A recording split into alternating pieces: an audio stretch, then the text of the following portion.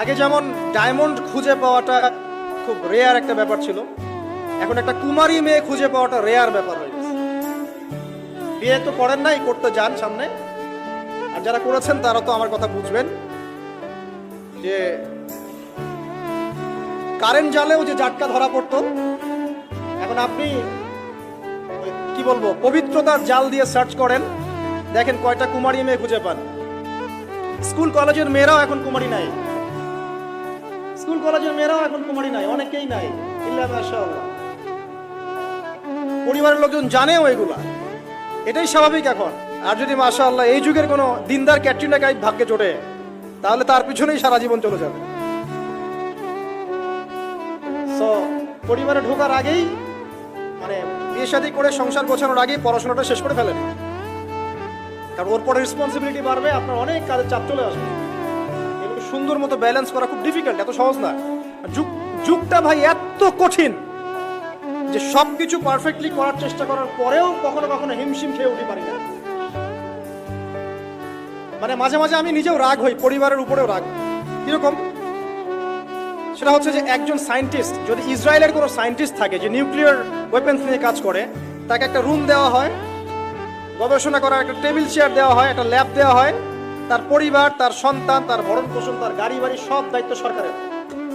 তার কাজ কি? সে বসে বসে নিউক্লিয়ার ওয়েপেন্স তৈরি করবে। ওই ওয়েপেন্সটা যখন তৈরি হবে তখন ওই রাষ্ট্রের উন্নতি হলো, এবার ইসরায়েলের দিকে কেউ চোখ তুলে তাকাতে পারবে না, কারণ তাকালেই বোম মেরে দেবে। আর আমরা যারা দিনের কাজও করি, অনেক সময় দেখা যায় আলেম বা মুফতি বা মুহাদ্দিস বা দায়ী, এবার তাদেরকে বাজার করতে হয়, পরিবার মেনটেন করতে হয়, সন্তানের লেখাপড়া দেখতে হয়, তাদেরকে অডিয়েন্স ডিল করতে হয়, মিডিয়া ডিল করতে হয়, মানুষের সমালোচনার অ্যান্সার করতে হয়। কাজের শেষ নেই, মাথা খাটাতে খাটাতে আপনি টায়ার্ড। অথচ উচিত ছিল এই মানুষটাকে রিল্যাক্সে রেখে দেওয়া, যে আপনার কাজ শুধুমাত্র দিনের জ্ঞান অর্জন করা, বড় বড় ডিগ্রি সার্টিফিকেট অর্জন করা, গবেষণা করা, আলেম ওলামার সোহবতে যাওয়া, কিছু লিখা, কিছু বলা, যাতে ন্যাশনাল উপকৃত হয়। এরকম সুকুনের পরিবার কয়টা আছে আলেমদেরকে জিজ্ঞাসা করে।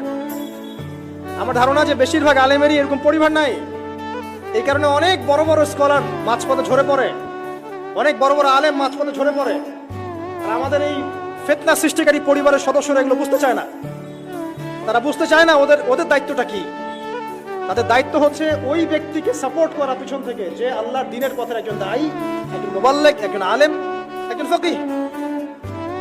এক্ষেত্রে আল্লাহ পাক হয়তো আমাদেরকে পরীক্ষা করছেন অথবা গুনাহ মাফ করছেন, কিন্তু এটা হওয়া উচিত ছিল না।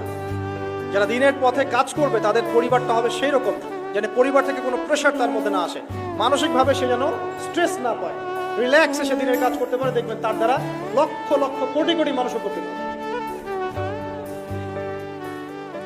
হ্যাঁ, এই জন্য অনেক, হ্যাঁ এটা ঠিক বলেছো ভাই, এই জন্য অনেক বড় বড় মুহাদ্দিস ছিলেন যারা কিন্তু আসলে কোনোদিন বিয়ে করেন নাই। তবে এটা আমি নিরুৎসাহিত করছি। যদি আল্লাহ পাক একজন দিনদার স্ত্রী আপনাকে দান করেন, আর স্ত্রী শুধু একমাত্র পরিবারের অংশ না, আপনার এখানে মা আছে, আপনার বোন আছে, আপনার সন্তান আছে, ভাই বোন সবাই মিলেই পরিবার। একজন ভালো দেখবেন, বাকিরা হয়তো আপনাকে এভাবে সাপোর্ট করছে না। তো দিনদার স্ত্রী যদি সাথে থাকে, ইনশাল্লাহ আপনি বিশ্বজয় করতে পারবেন ইনশাল্লাহ। এটা আল্লাহ পাক নেয়ামত হিসেবে দেখ সবাইকে, সব যুব সমাজকে আমরা দোয়া করি। কিন্তু ডিসিশন নেওয়ার ক্ষেত্রে খুব সাবধান, সতর্ক থাকতে হবে।